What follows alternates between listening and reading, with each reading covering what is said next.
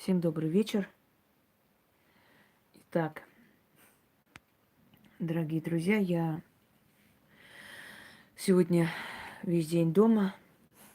В принципе, таких серьезных работ не взяла, потому что хочу сегодня отдохнуть и посвятить время прямым эфирам и ритуалам. Поскольку я время от времени раскрываю темы, которые уже, в принципе, раскрыты, уже были не раз, но в любом случае новые люди, чтобы по новой не говорить и объяснять, я один раз объясню, потом попрошу, например, посмотреть этот эфир, чтобы они поняли, что и как происходит во время чисток. Здравствуйте, Марк. У меня тут Пуся рычит, я его искупала сегодня с горем пополам. И вот он сейчас окутанный в одеяло лежит и рычит на меня. Пуся, не надо рычать, не надо, лежи там. Все. Итак, дорогие друзья, есть люди, их, конечно, меньшинство, но есть люди, которые верят в магию только тогда, когда сталкиваются с магией. Когда их жизнь начинает превращаться в такое адское колесо, и они волей-неволей начинают задумываться о том, что ненормально это все, так не бывает, чтобы просто так с воздуха что-то началось. Как правило, люди ищут ответ, что с ними случилось. Как правило, они начинают искать практика, мастера, да, и, как правило, не всегда находят настоящих мастеров. Потому что я сегодня вам показывала, как люди приходят работать в сфере магии, грубо говоря. Вот я научилась гадать, вот я научилась то вот тому и этому, вот хочу открыть канал, вот что посоветуете. Вот такие обычно приходят люди, которые... Добрый вечер всем. Которые научились гадать где-то там чего-то и решили, что, ну, все-таки это деньги. Вы поймите, это деньги. Там, где есть деньги, всегда будут мошенники, всегда будут аферисты. Понимаете, это, ну, неизбежно. Это было в древние времена, это есть сейчас, и это будет продолжаться дальше. Просто все дело в вашей голове, в вашем сознании, в вашем уме, насколько вы умные люди, насколько вы распознаете. Я как-то снимала, если помните, прямой эфир «Шарлатан». Я там объяснила, как определить таких людей. Когда человек нервничает, злится, когда вы начинаете лишние вопросы задавать и прочее, прочее. Вообще, откуда это название «шарлатан» пришло? «Шарлатан» пришло название, значит, от фамилии врача Шарля Латаля, который, здравствуйте, Зухра, который во Франции распространил такую рекламу, мол, он лечит от слепоты, ну, в общем, плохого зрения. И разъезжал по деревням, да, знаменитый окулист. Может быть, он и не был Шарлем Латалем, но, по крайней мере, с этого названия получило вот начало шарлатанству. Значит, Латаль брал деньги, значит, приглашал людей и очень сильно бил в глаз. Знаете, когда... Вот каким образом некоторые женщины даже беременеют, я вам скажу. Некоторые женщины начинают пить противозачаточные таблетки месяц, два, три, а потом резко их оставляют. И организм сразу же уже готовый к оплодотворению вечно. Вот это как реку вот так держать, да, закрыть реку, а потом резко отпустить, и эта вода просто хлынет. Но вот точно так же, например, лечат, некоторые врачи лечат бесплодие. Советуют там несколько месяцев не пить, то есть пить противозачаточные таблетки, а потом резко их бросить. И она сразу беременеет. Вот точно так же, то есть иммунитет организма тут же дает отпор. И когда очень сильный удар по глазу человека, может быть, ему по глазам давали когда-то, и он это знал. Вот очень сильный, здравствуйте, удар по глазу человека значит, весь иммунитет глазной собирается в одну кучу, ну, чтобы защитить себя, чтобы сохранить зрение. И от этой вспышки резко открывается зрение. Лучше становится, ну, как бы лучше видеть человек, понимаете? Вот этот эффект сохраняется несколько дней, потом пропадает. Но если часто это делать, человек может вообще ослепнуть. Так вот, он приходил на несколько дней, приезжал в селение, брал плату, принимал людей, бил их по глазам и открывал им зрение. Здравствуйте. Да, вот искры как раз об этом и сказано. Сейчас я пусть накрою и подойду. Все, сохни.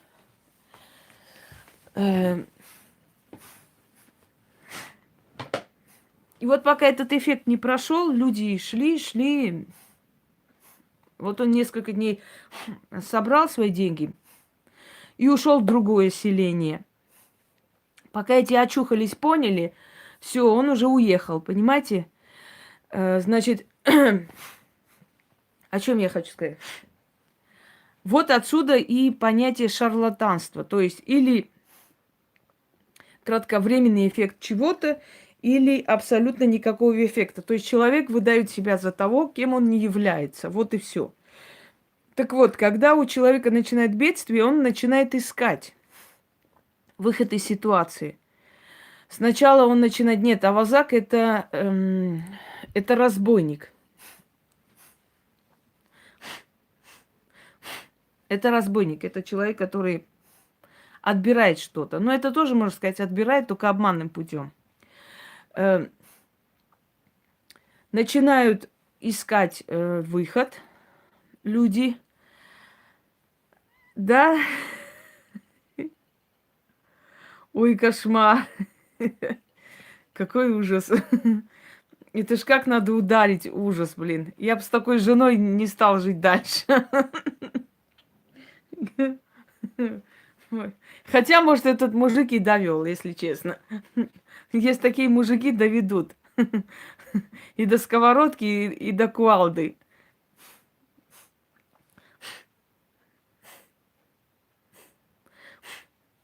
Если женщина, ой, не только женщина, если человек, ну тогда не надо было ему глаза обратно вставлять, пускай бы он бухал дальше. Если человек ищет помощи, он может столкнуться и с настоящими, и не с настоящими в любом случае. Что происходит, дорогие друзья?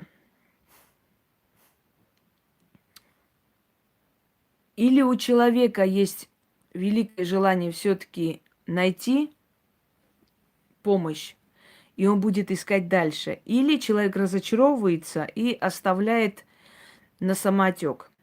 Понимаете? То есть опасность от подобных личностей как раз состоит в том, что люди потом думают, что все одинаковые. Вот зайдут на мой канал, думают, такая же, как и все, понятно. Взяли, написали оскорбление. Через несколько дней начинают извиняться, говорят, что у них в жизни очень плохие вещи случились. Ну, не первый раз и не второй раз. Кто посягает на меня, платит очень дорого, вплоть до жизни. В чем эта опасность? Опасность в том, что человек, привыкший, что все одинаковые, что все непонятно кто, думает, что и ты из их числа, понимаете? И вот раз, и взяли, значит... Пошла нахер, Анна Бакулина. Не беру, значит, не хочу брать. Пошла вон. Глянь ты на нее претензии. Чмошницы. Здравствуй, Илона. Некоторые говорят, что магия – это пережиток, знаете, прошлого. Мол, в древние времена люди были неразумные, непосвященные. И вот верили там во всякую чертовщину, верили во всякие силы, во всякие суеверия. В общем, магия, она, значит, приходит с прошлых веков, когда люди были менее развиты, менее умны, поэтому в это все верили. А сейчас я вам скажу одну вещь. В древние времена люди не могли менять одежду каждый день, как мы с вами. У них не было по 20-30 штанов.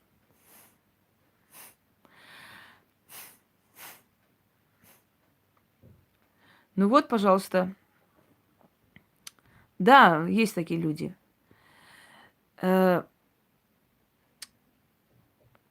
У людей было несколько одежды за всю жизнь. Все было рассчитано, все до миллиметра, все до куска хлеба было рассчитано и так далее. Лишнего у людей не было в древние времена. Это сейчас мы создали технологии, по которым можно сделать искусственный мех, там искусственные что-то еще, понимаете? Это сейчас у нас есть возможность создавать ткань из различных, скажем так, веществ и шить себе много одежды и продавать это все. Это сейчас очень много всего. Это сейчас есть различные украшения и все такое. В древние времена такие дорогие украшения носили только цари, императоры, султаны, шейхи и так далее, и так далее. И это были настоящие просто произведения искусства, это были очень дорогие вещи. На какой-нибудь султанше могли быть вещи. Знаете, сколько была прибыль султанских жен?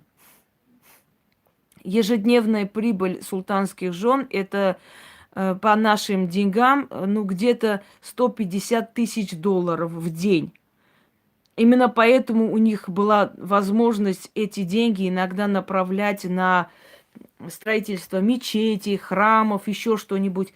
Вы только вдумайтесь, это налоги султанских жен каждый день. Поэтому они могли позволить себе открыть богадельни, они могли позволить себе открыть для бедняков там гостиницы. Понимаете, когда мы говорим, а как, что у них была отдельная казна. И вот эти деньги набирались, и они могли потратить на свои украшения, они могли себе заказать короны на каждый день. А как вы думаете, откуда тогда у Елизаветы Петровны, скажем, было 400 тысяч платьев? А после ее смерти осталось, по-моему, 40 тысяч платьев неодетых. Это все доходы были, доходы. Это налоги, дорогие друзья. Вы просто понятия не имеете, какие налоги дает государство. С каждого по рублю содрать и, знаете, сколько бедняков можно покормить. Вот это налоги главных жен, которые были султанских жен, хотя другие тоже получали, но в любом случае. Так вот, вдумайте, 150 тысяч долларов в день можно каждый день просто покупать по дворцу.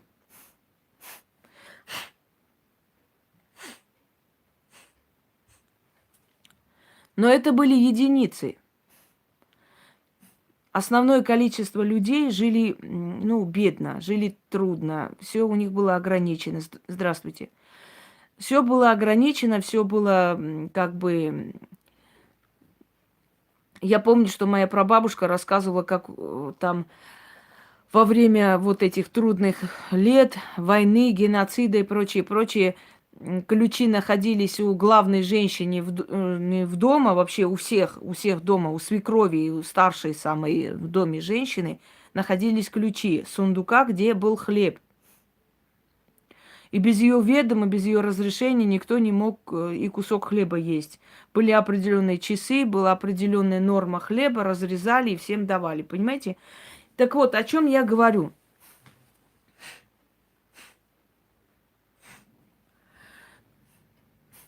Я говорю о том, что, Алена, у них другое мышление. Это ты так думаешь, что вот за эти деньги можно было бедных покормить, а не платье покупать. А у них было совершенно другое мышление. Они считали, что бедные должны быть бедными, они должны всю жизнь работать и содержать своих этих господ. Добрый день. Так вот, дорогие друзья, о том, что магия в древние времена, в магию верили только глупые люди, как говорят, да, непросвещенные, темные личности. Так вот, о чем я хочу вам сказать. Дорогие друзья, вот представьте себе в те древние века, когда у человека все было по грамму, все было рассчитано, когда платье одно,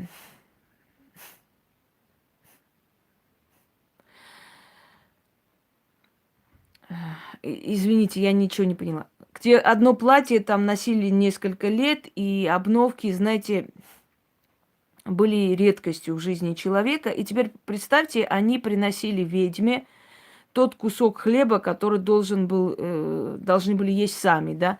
Они приносили ведьме, скажем так, сейчас тоже так, Альфия, и сейчас так же почти.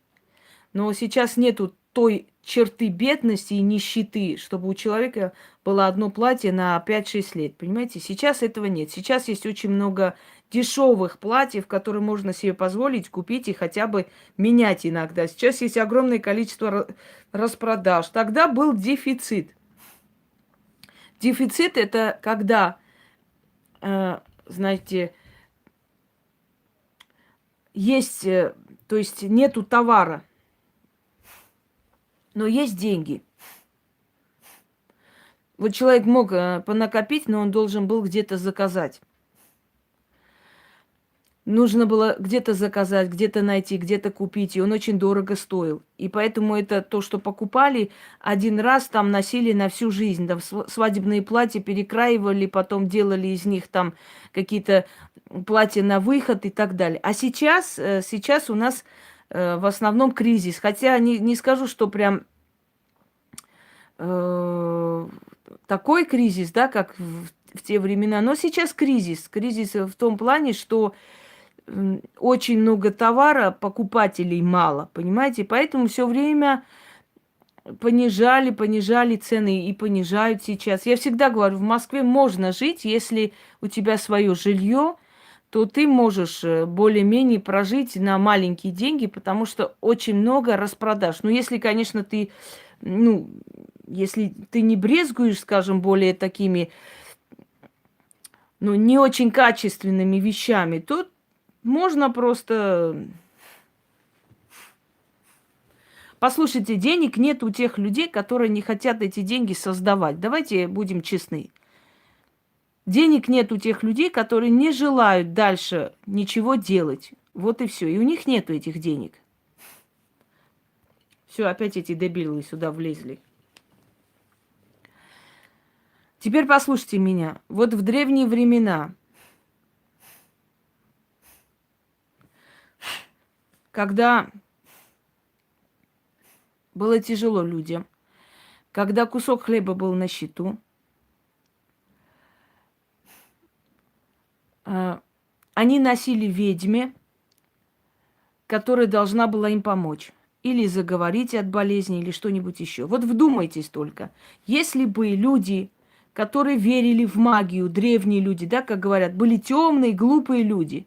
Если бы эти темные, глупые люди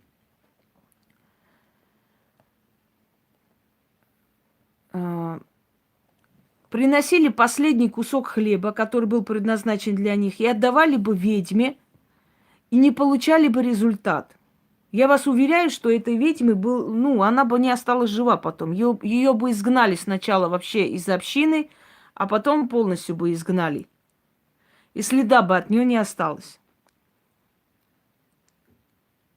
Почему так происходит? Только тогда люди могут... Послушайте, вы мне надоели со своими пенсиями. Меня ваши пенсии не интересуют. Ваши маленькие внуки не должны быть у вас на руках. Они должны быть на руках ваших детей, которых вы родили и воспитали. И ваши дети должны вам помочь. Вот когда я помру, тогда моя мама будет жить на пенсию. Пока я живая, она будет жить за мой счет. Я буду ей помогать. Она будет жить лучше всех. Она будет одеваться и ходить в магазины. И себе во всем все позволять. Знаете почему? Потому что она меня родила, дала жизнь, и я должна жить. Поэтому, понимаете? То есть помогать ей. Мне надоело читать это нытье.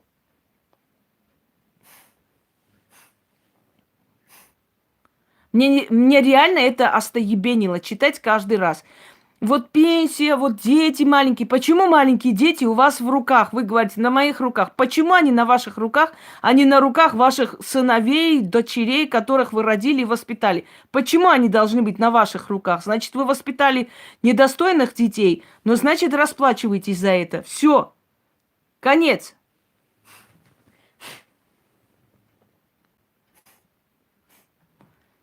В нищете живут люди, либо инвалиды, которых я не виню, которые не способны, не в состоянии встать и что-то делать для себя. Этих людей винить нельзя. В нищете живут маленькие дети, которые не могут за себя отвечать, они не должны работать. Взрослые должны им обеспечить жизнь. Понимаете? Но когда женщина родила 4 быков, они валяются по диванам, и она говорит, что внуки на ее руках и вот и так далее. Она, значит, не воспитала достойных детей. Что это такое вообще? Что значит восточное воспитание? Ну, раз восточное воспитание хорошо, значит, у себя тоже это восточное воспитание внедрите. Это ненормально. Дайте мне пенсию, у меня 4 сыновей, мне нечем их содержать, а каждому из них по 50 лет. Это ненормально. Все, закончили. Достало это все читать. Вы сами виноваты, себя вините. Кого я воспитала? Я воспитала детей или ублюдков, которые просто живут, а я должна на свою пенсию еще их детей тоже содержать. Задайте себе вопрос. Значит, вы неправильно сделали что-то. Или вы гуляли, шалавились, и эти дети сами росли, и между вами нет родства. Или вы неправильно воспитали своих детей. Вот и все.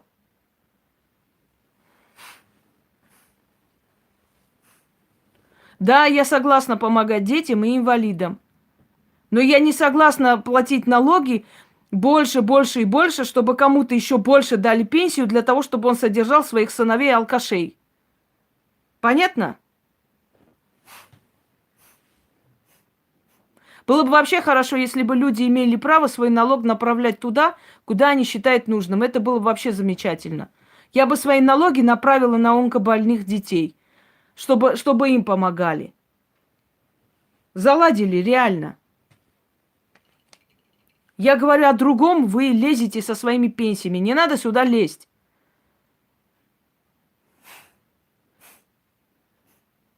У вас взрослые дети, они должны помогать вам. А не рожать и кидать вам своих детей еще, чтобы вы еще и им помогали и поднимали.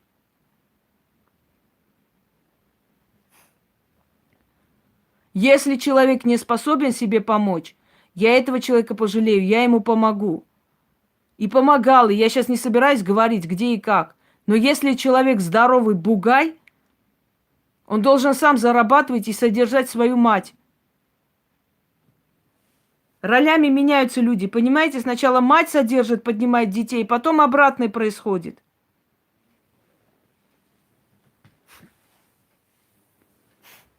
Выходят женщины на митинг, дайте мне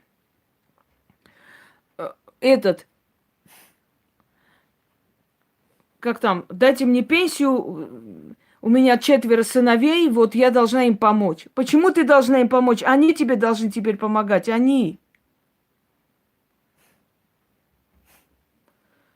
Они должны работать и помогать своей матери. Каждый из них по 5 тысяч тебе отправит в село, у тебя зарплата будет 40 тысяч. Сидят, блин, и все. Надоело, реально. Я просто говорю, что выход от всего не только зависит от законодателей. Мы о чем говорим, это вас не касается, Альфия. Я сама решу, о чем я говорю.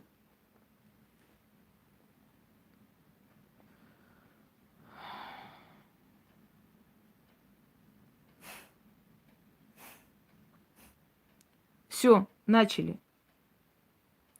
Итак, мы остановились на том, что если бы магия была не настоящая, если бы действительно люди не видели результат от помощи ведьм и колдунов, они бы никогда не носили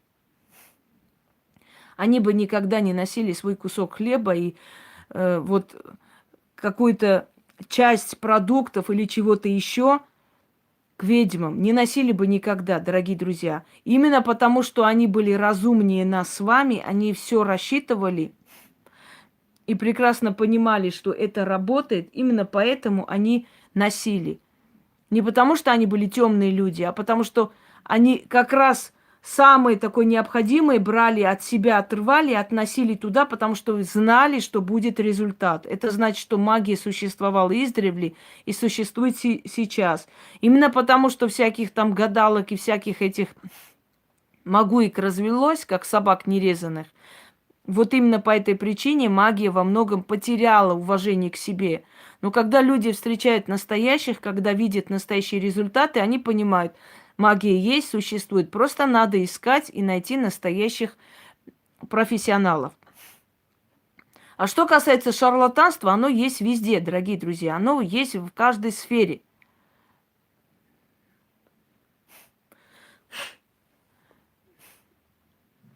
Есть врачи-шарлатаны, есть стоматологи-шарлатаны, которые берут плату, чтобы поставить коронку, а сами там делают из некачественного материала. Через некоторое время у человека просто десна начинает гнить, он ходит там, снимает целые операции, целые истории и исправляет это все. Понимаете? Почему вы считаете, что шарлатаны только в магии? Шарлатаны есть в разных профессиях. Есть даже среди учителей шарлатаны, которые на самом деле по призванию не учителя, просто говорят: садитесь, перепишите от сих до сих. И вот ребенок каждый божий день идет туда.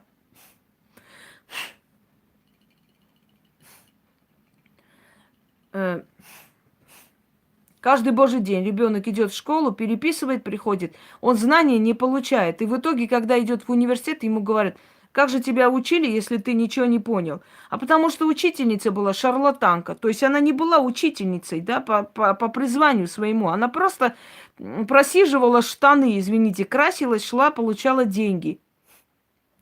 А есть учителя, которые дают столько знаний, столько умения, что дети их до конца жизни не забывают. Шарлатаны есть и в армии, шарлатаны есть и среди высшего руководства армейского, понимаете? Он на самом деле автомат в руке не держал, а у него титул просто маршала, можно сказать, России.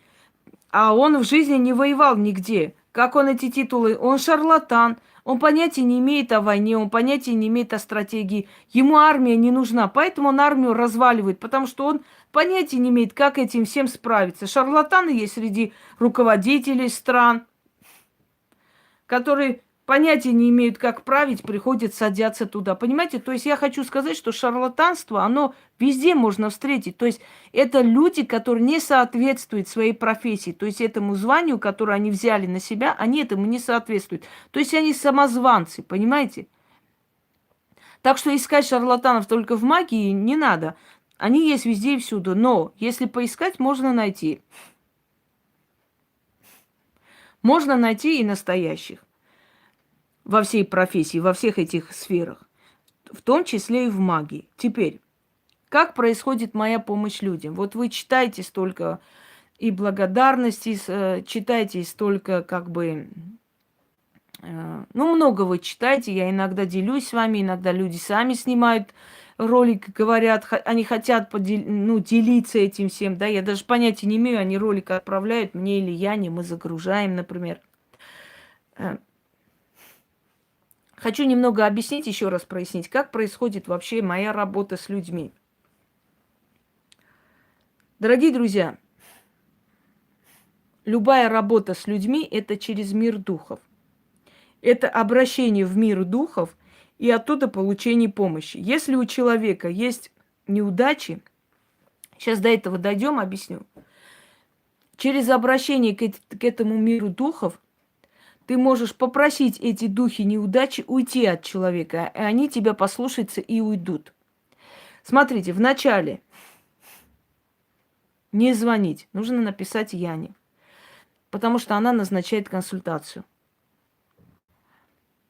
Я физически уже не способна справиться с этим огромным количеством народа, кроме того, что я должна еще что-то снимать.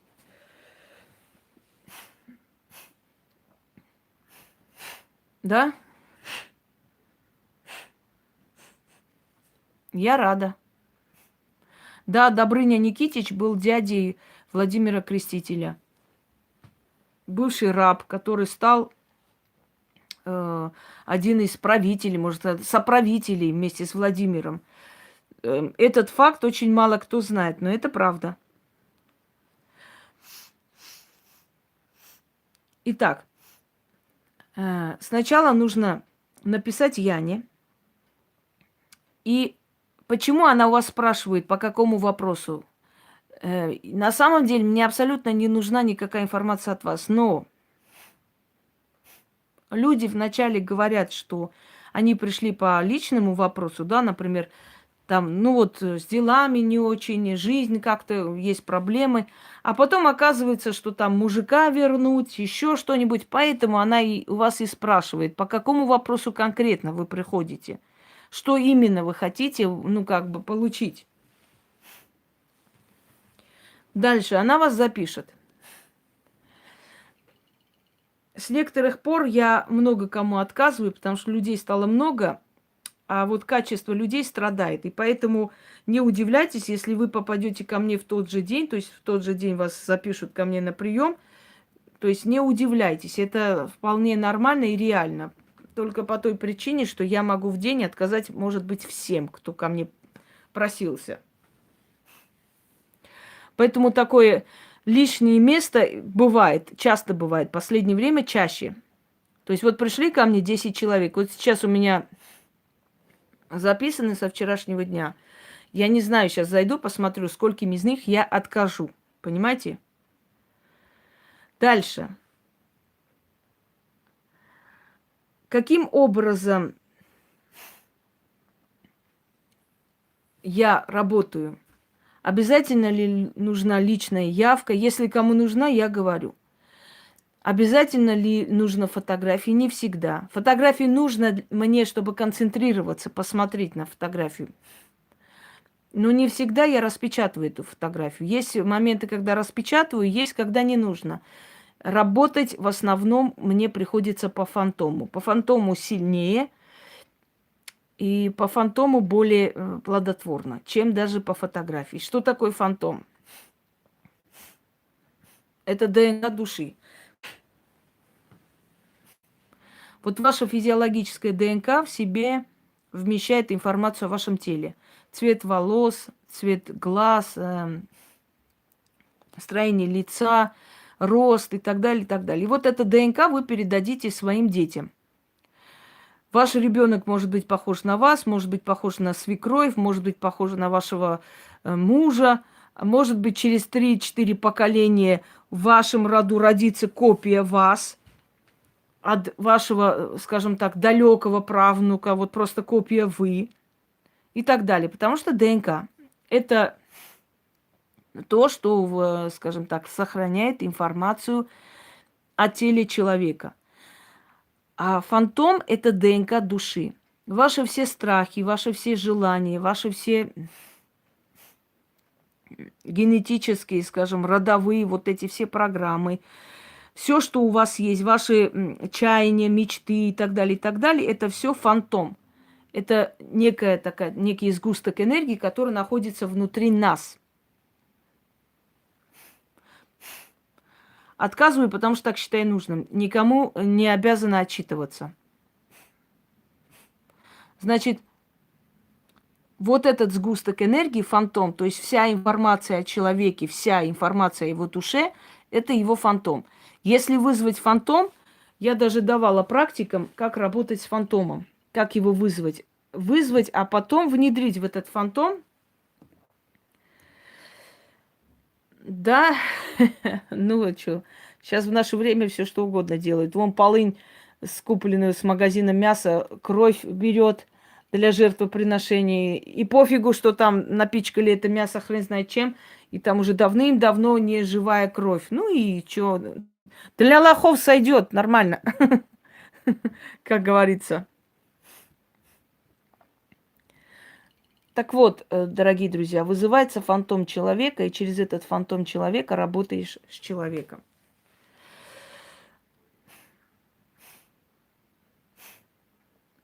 Кто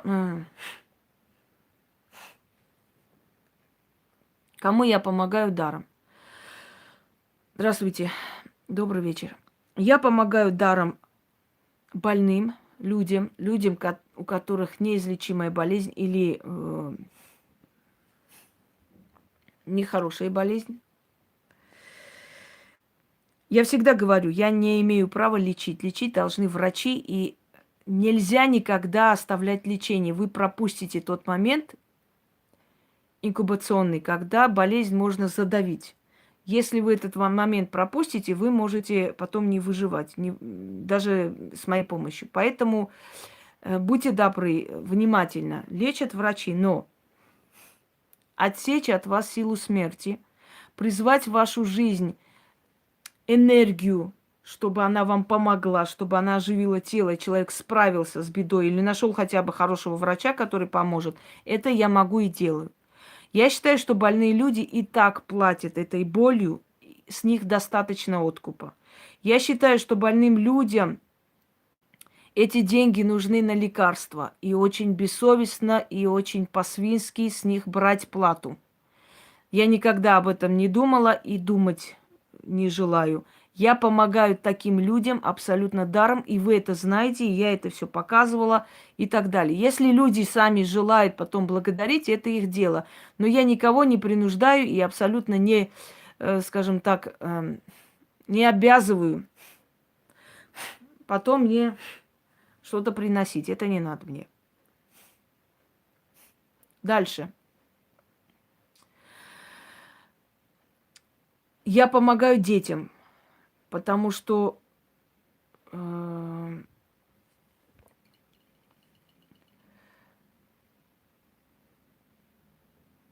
что? Ну это старая история, Роман, это уже мы привыкшие.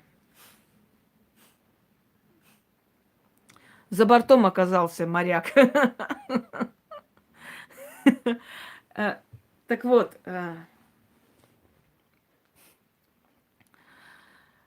дети. Когда ребенок болеет, это самое страшное, что может быть для родителей. Детям я тоже помогаю абсолютно даром. Одним словом, вот эти две категории, которым я помогаю даром. Точно так же очень много жертвуем и отправляю, и я в том числе, в приюты для бездомных животных. Ну, в общем, не буду сейчас говорить, что и как. Это все даром делается. Дальше.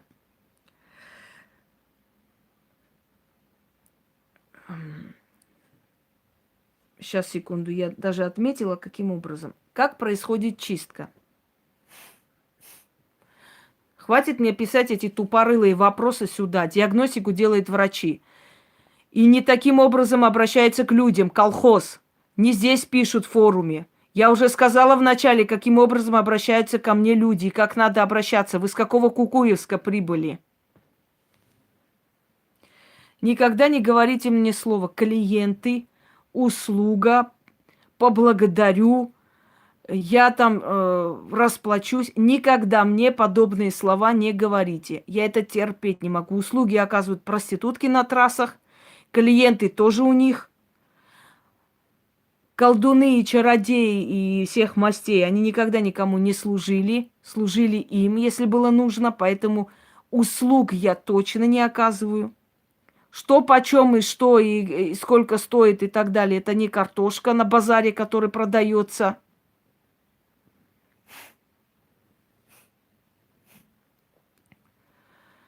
Итак, дальше.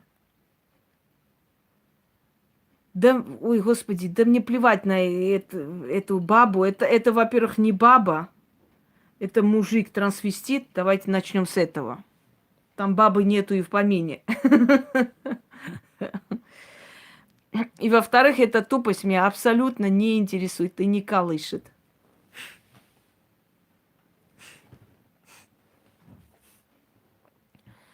Дальше. Не помогает, потому что ты их не делаешь. Вот поэтому и не помогают. Когда происходит чистка, вначале очень тяжело эту чистку.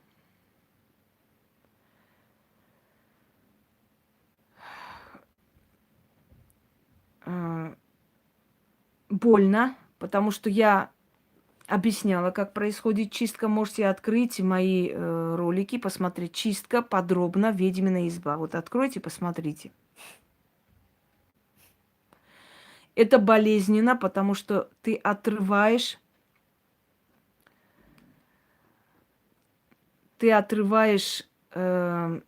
не знаю кто, отрываешь у человека, скажем так, его эти все лярвы, все эти темные силы, которые на них, ну не темные, они злые, в принципе, темные так не делают. И это очень болезненный процесс. Чтобы по новой вам не объяснять, я об этом снимала, откройте, посмотрите.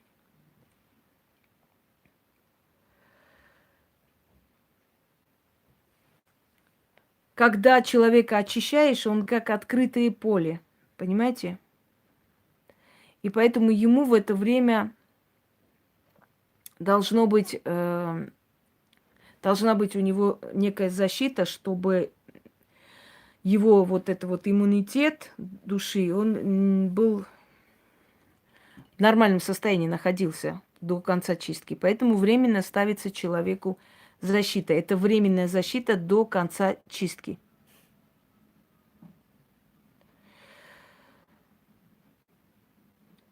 Слушайте, Светлана, вас выкинуть черный список или как с вами поступить? Если хотите, выкину.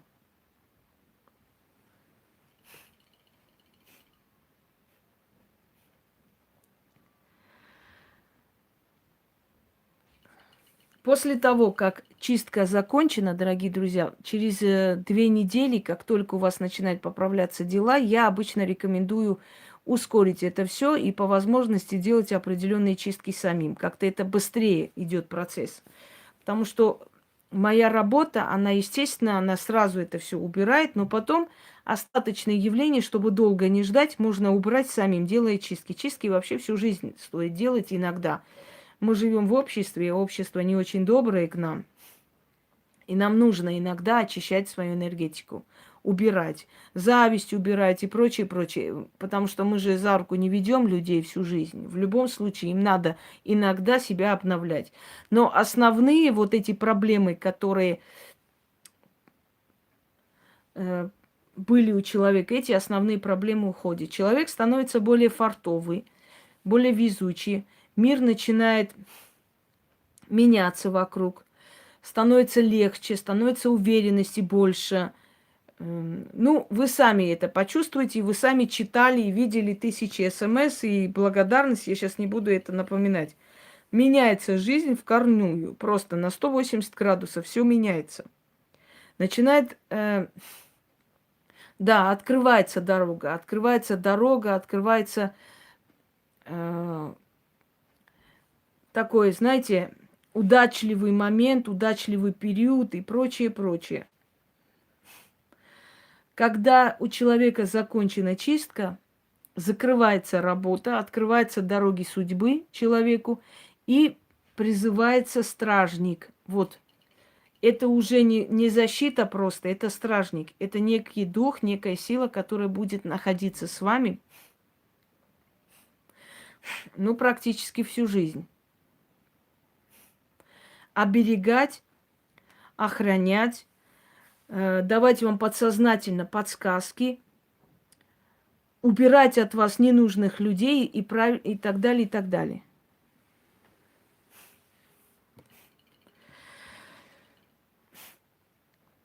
Дорогие друзья, может возникнуть вопрос. Вот столько все меняется и так далее. А есть ли люди, скажем, недовольные? Если честно, их было настолько мало в моей профессии, что их можно по пальцам пересчитать. Вот их было настолько мало, и причем чаще всего это были люди, которым я помогала даром. Знаете почему? Потому что они хотели все время. Вот одно получили, еще надо, еще надо. И когда уже ты как-то резко ставишь вопрос, что вы знаете, все, на этом все, и дальше мы не будем уже двигаться, потому что мне нет времени все время тратить на вас. Как бы, знаете, помоги этому, помоги тому, еще тому, всей семье и всем родственникам. И потом начинается вот это. Вот, я думала, она достойная, хорошая. Я думала, она такая сякая, она оказывается вот такая-то, ей деньги нужны. Не только в деньгах дело, просто ты понимаешь, что тебя используют как дуру, и ты просто устаешь. Такие случаи бывали, так что недовольные вот в этом смысле, да, бывали, но очень мало. Поэтому я их даже запомнила несколько случаев в своей жизни, и все. И чем больше ведьма идет вперед, чем больше дарит миру, чем больше развивается, чем больше делает, чем больше проводит и так далее, тем сильнее ее энергетика. Поэтому, дорогие друзья, что дает вообще чистки, что дают работы? Работы, которые я провожу, работы, которые люди сами проводят, да, берут мои ритуалы. В начале, во время чисток, может быть тяжело, потому что это все уходит и не очень хочет уходить. Потом начинается период вот открытого состояния, когда жизнь начинает меняться, люди начинают вокруг меняться, даже отношения между родителями и детьми начинают дома меняться в лучшую сторону. Потом открываются дороги, потом молодеет человек, очень сильно молодеет, потому что эти вот черные духи, откройте мой ролик «Доверься ведьме», я там все по полочкам разложила. Вот эти все черные духи, которые жрут человека, съедают, забирают и так далее, они отпадают от человека. И, естественно, уже человек свою энергетику, понимаете, крутит вокруг себя. Он перестает быть рабом. Он перестает в разные религии отдавать свою энергию, потому что религии тянут энергии. Он просто отсекает себя, и у них уже нет власти над ним. А религии, как правило, это энергия нищеты, несчастья, болезни, испытаний, вечного испытания и прочее, прочее. И когда человек от этого всего отрывается, его уже не забирают, просто не берут его энергию во все стороны, не тянут, он становится уверенным в завтрашнем дне. Он просто настолько уверен, что он знает, сейчас пойду домой, сделаю ритуал, и через несколько дней у меня будет то, что я хочу. Понимаете? Ну, знала, и что теперь? Мы все когда-нибудь умрем. Знала, дальше что? С кем она дружила, те ее пускай и отпевают. Прошли дальше. Так вот, скажем так, вот уверенность в завтрашнем дне, который приходит к человеку, да, это самое главное в моей работе. Поверить в себя, поверить в жизнь и перестать ненавидеть жизнь, перестать проклинать жизнь, перестать как бы ее обвинять во всех смертных грехах, а начать жить, просто жить, не быть рабом, не ждать от Боженьки милости, не бояться испытаний, не бояться нищеты. Разве это не есть райская жизнь? Мне кажется, самое лучшее в этом мире – это просто перестать бояться завтрашнего дня.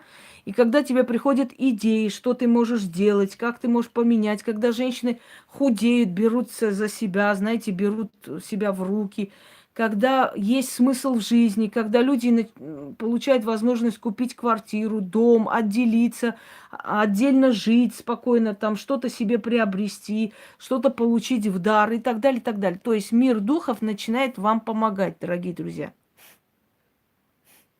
Он просто начинает вам помогать. Вот и все. Это самое главное в нашей работе, чтобы человек перестал, знаете, быть изгоем в этом мире и стал любимым ребенком Вселенной. То есть Вселенная начинает помогать через древних богов. Многие говорят, вот за что вот мы страдаем, Бог куда смотрит, почему вот Бог не помогает людям, вот если Он есть, и почему дети болеют, почему вот это происходит. А потому что мы не в того Бога верим и не тому Богу, знаете, бьем поклоны, дорогие друзья. Мы истинного Бога забыли, и мы гоняемся за искусственными богами. Поэтому искусственные боги вот так и управляют землей, миром, мирозданием и людьми. Мы же забыли на самом деле настоящего Бога. Мы его запамятовали, мы к нему не обращаемся. Мы предпочли искусственные религии. Мы предпочли искусственные лживые учения настоящему учению наших дедов и отцов. Вот мы за это и наказаны. Почему вы удивляетесь? Вы говорите, за что Бог нас наказывает? Он нас не наказывает, он просто не управляет больше нашей жизнью, нашим вселенным. Все. Мы же предпочли других богов. Мы же предпочли лживые религии, мы же предпочли туда идти. Вот он нам и не помогает, потому что, извините меня, это все равно как, знаете, хирурга, врача избить, да, а потом сказать, а теперь сделай мне операцию и помоги. Мы оскорбляем Бога, мы оскорбили богов, мы оскорбили древние силы и удивляемся, почему наша жизнь такое говно. Чем мы это заслужили? Кстати, хорошая тема, может быть, сейчас на зарядку поставлю и раскрою эту тему. Почему Бог забыл о нас с вами? За что мы наказываемся? Что у нас происходит? Почему у нас в мире нету счастья? Почему все несправедливо? Почему говорим, а где Бог? Ну, если бы Бог был, почему войны происходят? Почему люди умирают? Да потому что мы не тому Богу обращаемся, дорогие люди. К каким богам обращаемся, так мы и живем. Мы обращаемся к богам, которые говорят, убей неверного, убей того, кто не верит в Бога, то есть в церковь, кто не приходит, убей того, убей этого. Мы к какому Богу верим, тот Бог нами и управляет и нашей жизнью. Что вы тут удивляетесь? Понимаете? Удивляться нечему, не вините Бога. Бог-то есть, Он на нас смотрит, Он был Богом наших отцов, дедов, предков, но Он ждет, пока мы к Нему вернемся. Я вам еще раз говорю, это все равно как плюнуть в лицо человеку, а потом сказать, когда я тону, почему ты мне руку не даешь и не вытаскиваешь? Да потому что ты обидел его, вот он тебе и не помогает. Нет, я не Бог, я обычный человек. А про эту тему я, кстати, да, сейчас сниму и раскрою эту тему, почему бы нет. Интересные вещи стоит знать, тем более, что сегодня у меня время есть. Все, всем удачи!